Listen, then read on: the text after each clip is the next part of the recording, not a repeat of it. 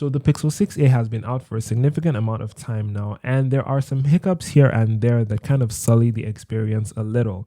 And I really hope that Google does take the time to fix all of these issues. I made a video not too long ago saying that the Pixel 6a was almost perfect. And I did mean that. I mean, from a hardware perspective, this smartphone is very, very impressive for the price. The design is great. I mean, it looks really similar to the Pixel 6 and 6 Pro. I love the color options, especially this sort of sage color, and the plastic back makes it a lot more durable.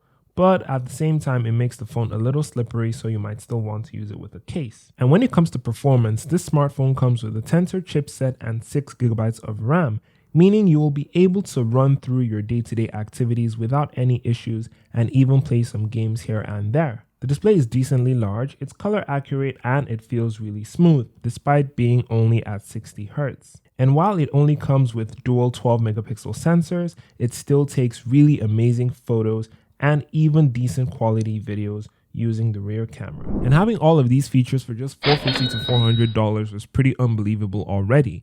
But for the last couple of weeks, the Pixel 6a has been on sale for about $300 or even less on Amazon, which just makes it that much easier of a device to recommend. But the main problem that I have with this device, or the main issues that I found in my weeks of using it, lies within the software. Now, don't get me wrong, the software is amazing. It's incredibly smooth. Material You looks really, really nice with the animations, the designs, and everything about it. But there are just some little inconsistencies here and there that take away from the experience. You have really, really amazing software features like Now Listening, the awesome dictation feature, the great transition between your lock screen and your always on display, and so on and so forth. But with just how great this software is, I honestly expected Google to pay a bit more attention to some of the smaller details. One thing I noticed is whenever you're playing video games on the Pixel 6a, it is never in full screen. And there is no option, or at least I haven't been able to find an option for you to force full screen while you are playing video games or engaging in any similar activities. You're going to see this black bar at the top and maybe even at the bottom of the screen, and it just makes everything look asymmetrical and pretty ugly, if we're being honest. And it's not only while playing video games. I noticed it in some other apps as well, and unfortunately, it seems to be something that is peculiar to Pixel smartphones. As with my S21 Ultra, there is an option to go into the settings and force applications into full screen mode. An option like that on the Pixel 6a would be really, really amazing, because having this great, beautiful display and not being able to utilize the full real estate, it just feels a little sad. I mean, it doesn't make a lot of sense in my opinion. And then another thing I noticed is the fact that you can't get rid of that small arrow at the bottom when you're sending a message or when you are typing using Gboard. There is a small arrow that you can use to hide the keyboard when you're no longer using it.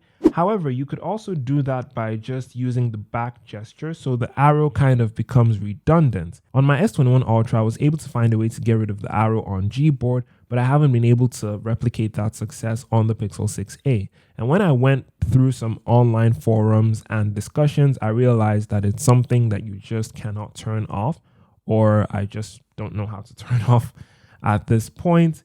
But yeah, I really feel like the ability to turn off that arrow would also free up some real estate at the bottom of the screen and just make everything look a little smoother and a little more refined. Another thing people complain about and still complain about is the overheating issue of the Pixel 6a.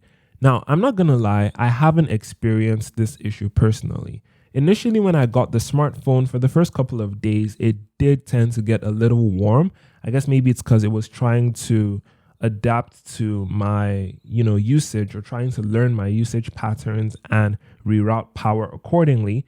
But I honestly haven't felt that this smartphone got hotter than it needed to, even while I was playing video games.